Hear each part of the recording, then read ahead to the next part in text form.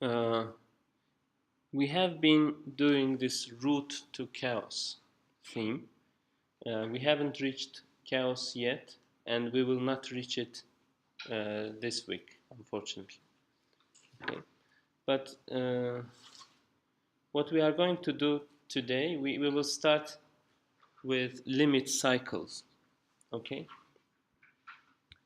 Let me explain you what we mean by limit cycle. So you remember 1D systems, right? What did we have in 1D systems? Did we have oscillations? No.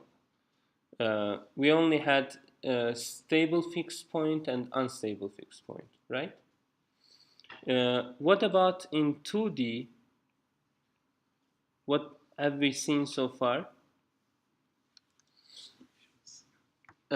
We have seen oscillations. We have seen spirals. What else? Saddle points and those kind of stuff, right? In particular, in 2D linear systems, how did we get oscillations? We had these centers, right? Centers. But they looked really fragile. You remember they were lying on this line over here. If you are here, then you have an unstable spiral. Here you have stable spiral, as far as I remember. Can you follow? Yes? So apparently 2D nonlinear systems,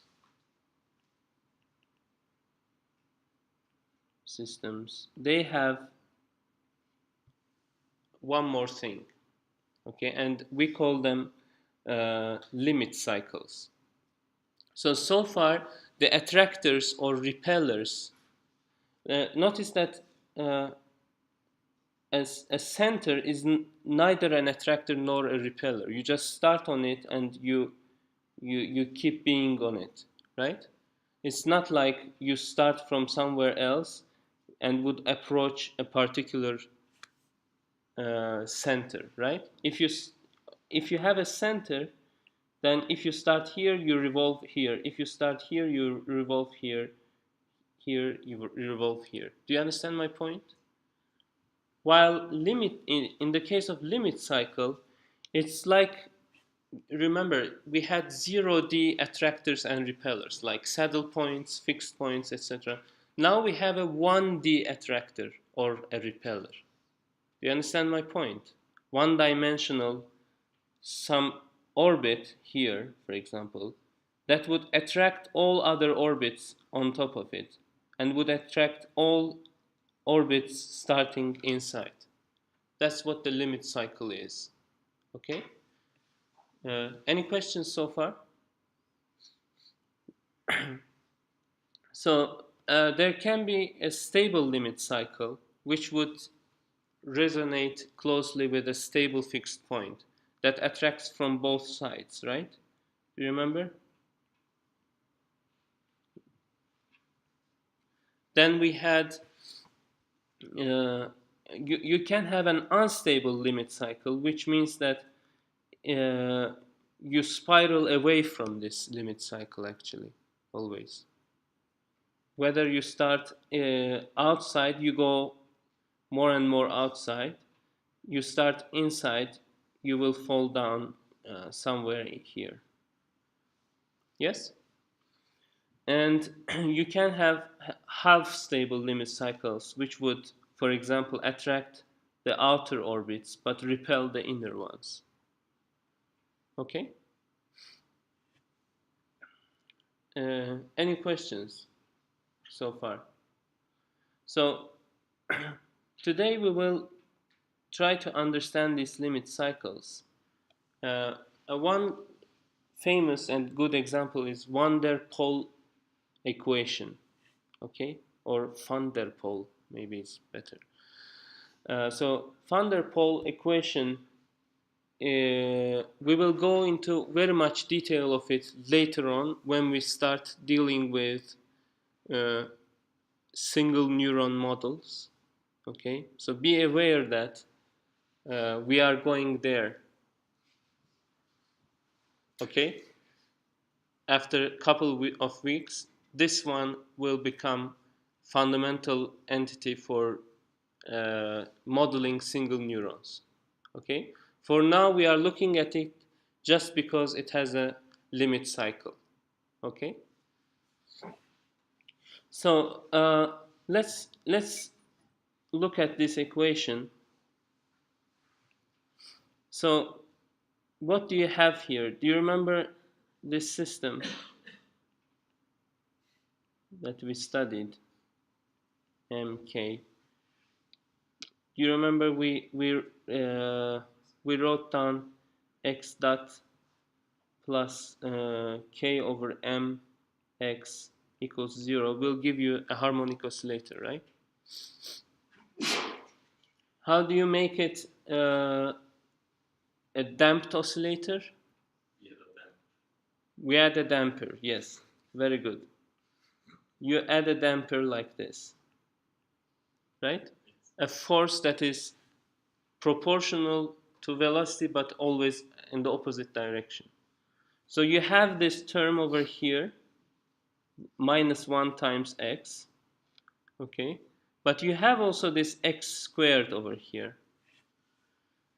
What it means that it is a damper and undamper in a sense. Like if x is smaller than 1, it has a negative damping, which means that if the oscillations get small, it starts acting oppositely, like it starts pushing the system in the same direction as the velocity is. Okay, but if the oscillations go above x equals 1, okay, then it will push the system back to 1. Do you understand my point? So is it physically realizable? It is physically realizable. Besides, it will become biologically meaningful when we start dealing with mechanically. Can you think of a way? I was thinking the same problem. I don't think so. Why you don't think so? Then you exaggerate the force. What do you mean? Exaggerate the force. You pull too much. Then if you pull too much, then you will start operating in the other mode. I mean in the normal linear mode. If you want, not included when you exaggerate the pulling this mass spring system. But when you pull it too much, then you will see nonlinearities of this. You mean nonlinearities of the spring, you mean? Yes, then you will get something like this. So you will already get this term, but I don't know actually. But in reality, okay, I can always cheat and put something like you do with what that thing that you use in lasers that produce a specific pattern of light. What is it called? No. Huh? I think that can you name it properly? Yes, specialized light. Spatial light. Spatial, yes. So in space you change light as you will, right? So you put a damper, like that works in the inverse way if it's below x, something like that, and you have spring here. Okay, let me think about it later on. But see, this is why the things get complicated. Actually, I didn't mean to really understand this system. Let's see how it behaves, okay? And we will type the code of this system. I mean, we will write a code to model this system, but you will then ask me, what about stability analysis? Didn't we had some pictures, etc., to understand limit cycles, etc.? We will come to that in a moment, okay? Now what we are doing is we are modeling this system, okay? Uh, it just so happens that I have wrote the code before, but let me, okay, I think it's this one. Let me see for a moment. Just give me some moment. It's not this one, right? Is it? It is this one. Okay. What I will do, instead of typing each line from scratch, I will start adding comments on the code. Will that work better? So I will start with, like, in this program, we analyze van der Pol oscillator. And while I'm typing that one, you can type actually the lines. Okay, so this is the main parameter. Okay, are you happy?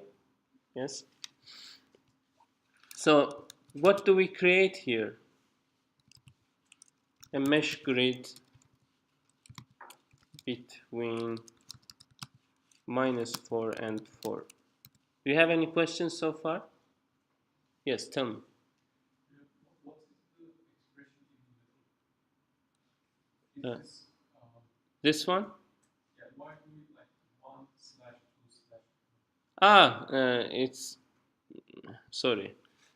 What will 1/4 give you? 0.25.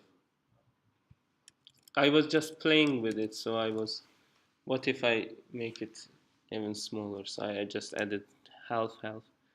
Are you happy? Yes? Good. So this is where I want to plot some arrows, okay? I plot some arrows in the direction of the derivatives. So we basically will have, so it was a second order differential equation, right? So let's go back here. Sorry for turning it off. Okay. So how can we write this down in our familiar way? We can call this one x1 and this one x2. Are you with me? Yes? So what is the relationship between x1 and x2? Can you tell me? Yes. So x1 dot equals to x2. Do you agree? Yes? What about x2 dot? What is the expression for x2 dot? x1 double dot, which is, according to this formula, what is x1 double dot? Minus mu times, tell me, x1 squared minus 1 times x2 minus x1. Everybody agrees? So you take a second order differential equation, you write it as systems of differential equations in the first order. Do you agree? Very well. So this is where, so you have some dx1 over dt equals to f of x1 and x2, right? This is what these formulas represent. dx2 equals some function of g, which can be nonlinear. This one is linear, but here you have a lot of nonlinearities, right? Do we have a lot of them? No, just this one is the main nonlinear part, I guess. Right? Are you following, everyone? Yes? So what is this one? What is this one doing?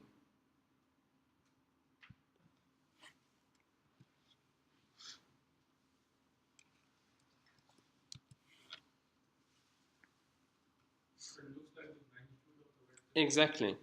It calculate magnitude of the derivatives.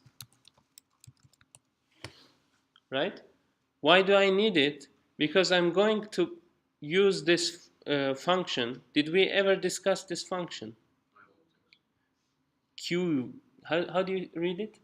Quiver? Quiver. Let me drink water. Quiver. Okay, better. They could have made it arrow, right? It basically is, this function is basically drawing arrow. How it is drawing it? Remember x1 and x2 were mesh grids that we created. So this mesh grid will be the beginnings of all the arrows, okay? Beginnings of all the arrows. And these ones, dx1 over r and dx2 over r, will be the directions or vectors of the arrows. So you will start from at a grid and you will have arrows pointing according to the different derivative, right? And this one is scaling. Can I put a comment inside this? No? Well, what? No, that's ugly. So I just found a bug in MATLAB. Not bug, but okay. What is this doing? Plot derivatives as arrows. Okay. Do I need to comment this part? Hold on, axis equal. No? Okay. Good. What this part is doing? What do you think? We are solving the equation with a graphical input. So get initial condition with a mouse click. See? G input will give you 1 means that I only get one input from one click. And sorry, I actually get two inputs, x and y coordinate. Okay? So x0 will be the initial condition. And what is this one? Solve the differential equation system. This one will solve the system of differential equations, but which system? The system that we define over here, which is the same as the one above, right? Over here we use x1, x2. Over here we use them in parentheses. Do you have any questions? This one, basically, here we define the ordinary differential equation system that we are going to solve. Okay?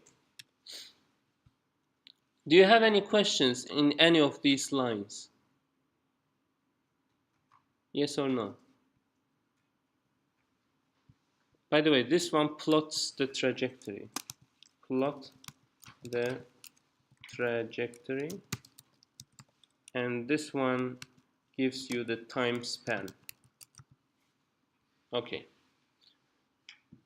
I think we are set to analyze van der Pol oscillator, and we are going to use mu equals 0.1 for now. And if I run it, you can see that it's something like this, and it's waiting for my mouse click, right? I'm going to click here, and you can see that it rotates and comes down to a limit cycle over here. Do you see the limit cycle? Well, it will be more obvious once we increase mu. Okay? If I start here, I go there. If I start here, I go there. If I start here, I go there. Do you see? If I start inside, I will spiral out, but I didn't have enough time to reach the limit cycle. But don't worry, if you start closer, you will reach it. Do you see? Do you like this plot? Yes? Interactive? Very good. So let's increase mu. You can see that increasing mu actually makes these arrows more apparent. You can see more clearly that there is a limit cycle. Let's see the limit cycle. Are you ready? 1, 2, 3, go. There it goes, a limit cycle that now has this weird rectangle-ish shape, right? If you start inside, you also reach the same limit cycle. And if we go all the way to 1,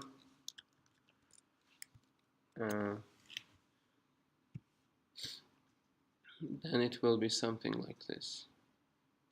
Okay? Do you see wherever I start, this system only has one limit cycle, I guess.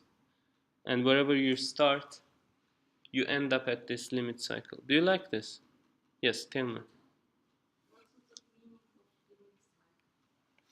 Limit cycle is the following. So you start here, you spiral out, and you reach this region. Do you see this region where everything goes? So it will keep it will keep oscillating along that spiral, that trajectory. So basically, I'm not explaining it well. So let me try something else. I will try doing the following. Let me just try to plot one of the things with respect to time. So basically, if you watch only x1, okay, it will start somewhere, then it will reach at a point, and it will keep repeating. That's why it's so important for single neuron models. You know, spiking neurons. So this is looking at the limit cycle from one dimension. If you look at the oscillator, for example, something rotating, what do you see? If you look in one dimension, what do you see? Can you imagine that? Close your eyes one more time and imagine rotating thing, but you look in one dimension. What do you see? Keep your eyes closed. Watch it in one dimension. Just look at X, not Y. There you go. What is it doing? Now you cannot. It is oscillating, right? So the same thing here. Just the trajectory does not necessarily has to be a circle. It can be any kind of cycle. Okay? Do you have any questions? Yes. How are cycles and oscillations related to neurons? We will come to that in 2-3 weeks. How they are related, neurons have this all or none rule. Okay, have you heard of this before? So if you shine more light, a neuron would not fire with higher amplitude. It would just fire more, which means that inside a neuron there is a kind of a limit cycle that if you drive it faster, then it will just revolve faster. The limit cycle, notice that this is very important, the limit cycle has the same size no matter what. Did you realize that? So wherever you start, you will end up in the same size. It's not like centers which had smaller centers, bigger centers, etc. It's one set of orbits that are attracting all other orbits. I'm digressing from your question. Your question was, what it has to do with neurons. Did you get a little bit of an answer? Yes. Okay. Are you with me? Yes. So now let's see what tricks Poincaré left us to find limit cycles. By now, I guess you all really like Poincaré, right? I love it. You love him. Was that ironic too? I don't know. We will see that. Okay. Well, there is this Poincaré-Bendixson theorem that tells you that. And once this is finished, once you hear the theorem, you will say, duh. And let me tell you why. So let's say you have a region that doesn't have a fixed point, okay? And let's say you have a trajectory that you can show that it will stay in that region. So this is my region, and I have a trajectory C. Do you see it? That I can prove. We will show how to prove it. We can prove that it will stay inside that trajectory, and there are no fixed points. Do you understand the conditions? So there is no real attractor point, but it's still managed to. Yeah, so let's say this is my region, okay? And I can prove that if I start here, I will stay inside this region forever, okay? And there are no fixed points inside. So what would you expect it to do?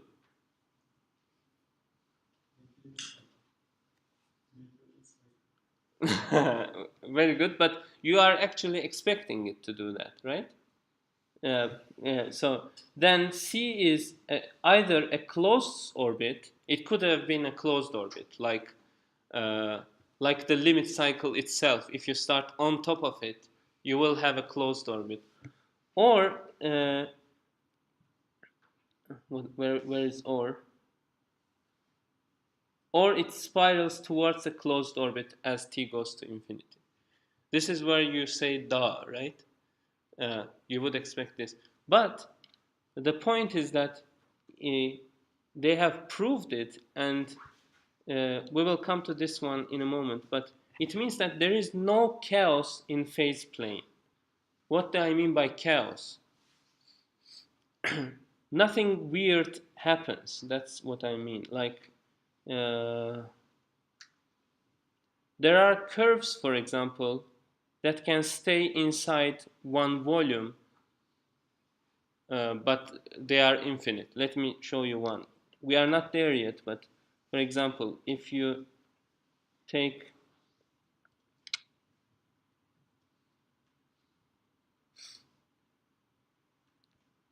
how long is this? Like 3 meters, let's say. How long is this one? It is longer, right? Do you agree? I mean, this one is longer. How long is this one?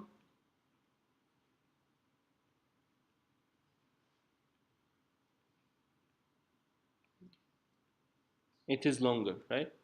You could keep adding these things and you would get this fractal shape, right? Which has infinite length, but it is bounded inside here. So Poincaré tells you that nothing weird like this is happening. You get what you expect. Do you understand my point? No? No? I understand the previous part, but I didn't understand what you mean by. I didn't understand the example. Example. So, do you agree that the length of this curve is getting bigger and bigger? Yes? But it is still inside this circle. It will never leave out. Yes? So you could have had, let's say, an orbit that starts somewhere, that does something forever, but never comes back. Never really reaches the other end. This is too personal. This is my own thoughts. So let's just ignore what I have shown you right now. Just this one. Ignore this. Okay. Can I actually erase this? No. Ignore this. Okay. There you go. Sorry for taking like a couple of minutes of your life. What we will do is we will, so for example, in the van der Pol example, we have basically run the code and we have seen the limit cycle, right?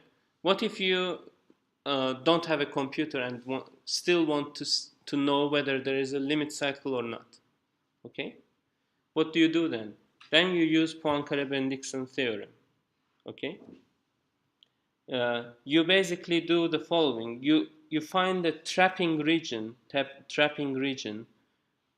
for which you can show that at the boundaries the arrows are always pointing inwards, and at the inner boundaries they are always outwards. You can do this, right? I will show you how. And then if this one doesn't have a fixed point, then you have a limit cycle in it. That's it. Okay? I'm talking about 2 dimensions. So here's an example that let me basically tell you that it has a limit cycle. Do you need a break or not? No? If we don't have a break, then is it possible that the whole thing is going to be... No, let's not give a break. We still have time. Are you with me? So this is in the fundamental biochemical processes called glycolysis. Do you know it? Yes. Living cells obtain energy by breaking down sugar. In intact yeast cells, as well as in yeast or muscle extracts, glycolysis can proceed in an oscillatory fashion. Was that the case in your textbooks?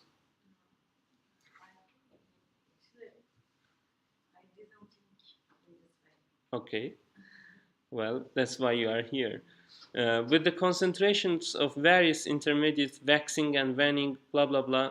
So basically we have a model that dates all the way back to 1968. And I didn't mention dimensionality analysis, but again, that's one of those things that I assume that you know, but you don't need to know it. Basically, this is like, for example, we used K over M, right? If you change the definition of X, the definition of time, etc., you can get rid of those K over M's.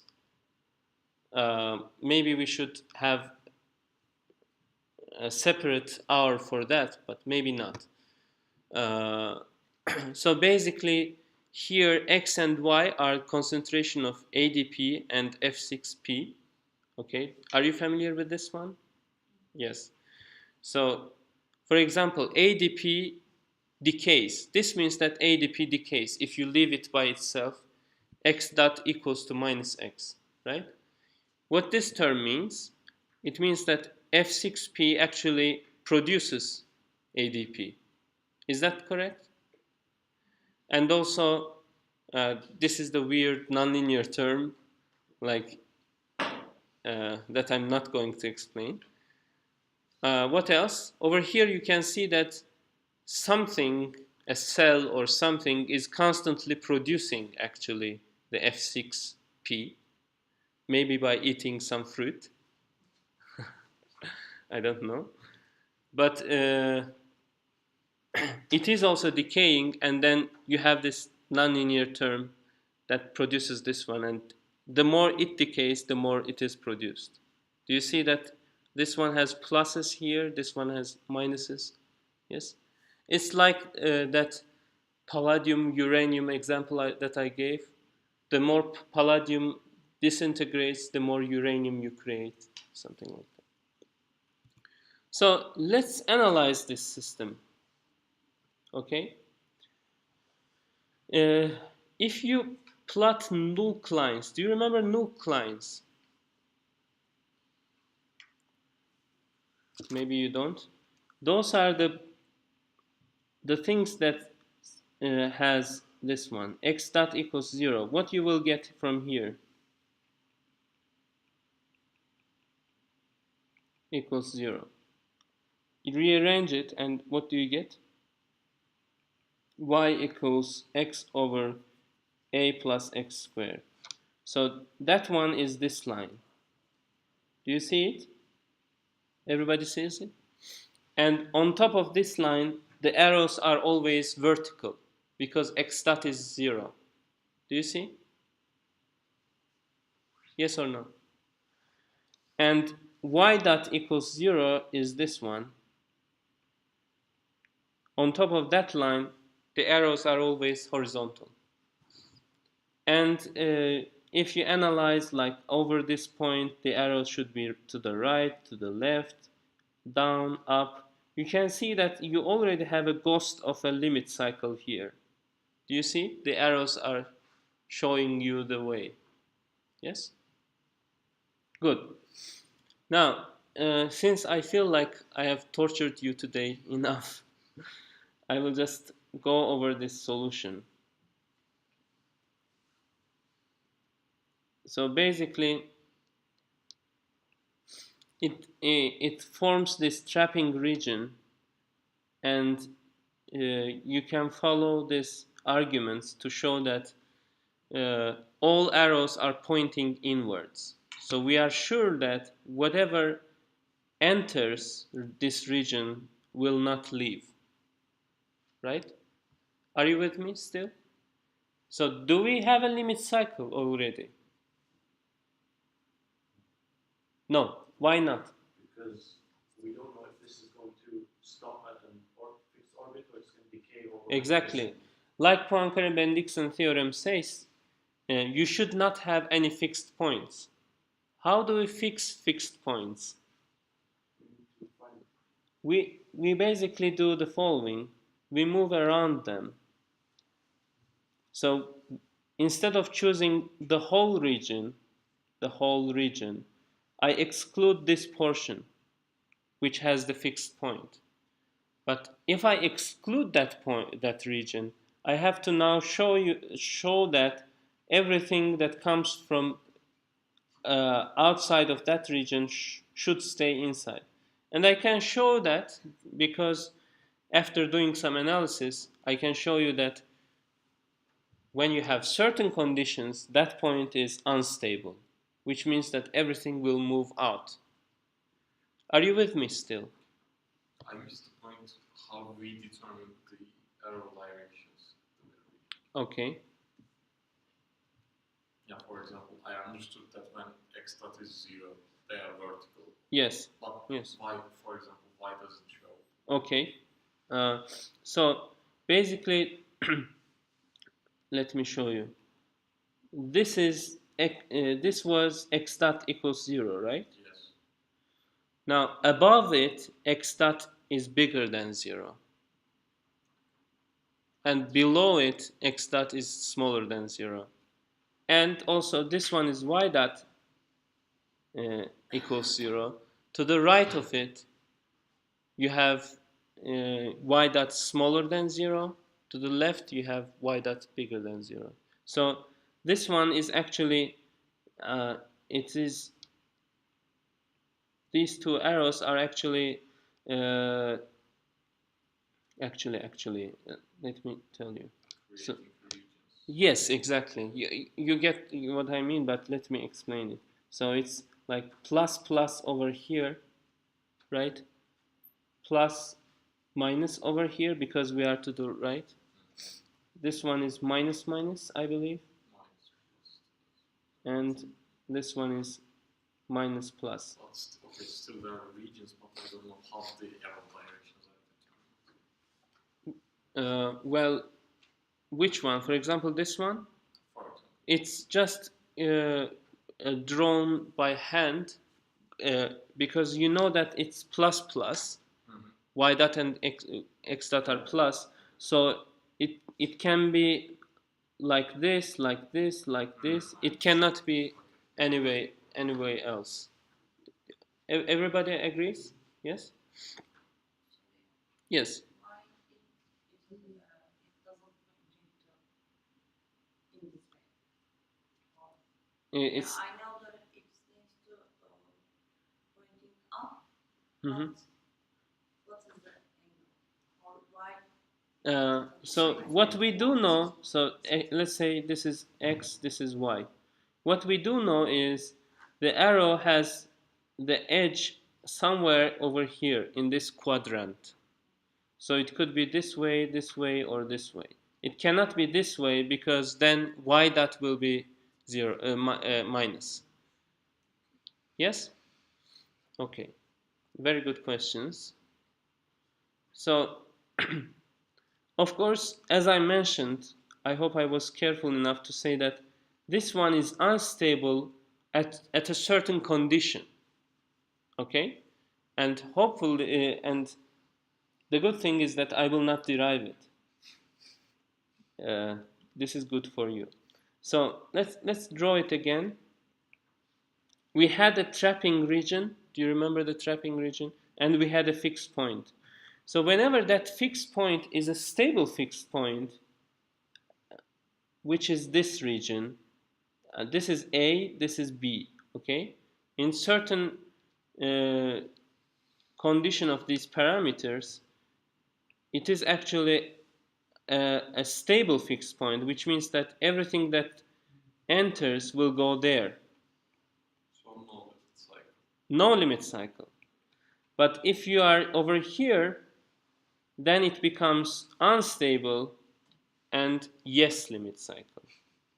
What if you're on the boundary? Of the limit cycle? No, I mean the right. Come on. Then you have a center, I guess? Maybe just Are you sure? Marginal stable. Well, we can always try that. Yeah. Well, do we have time? Let's give a break at this point, and we will try that later. Margin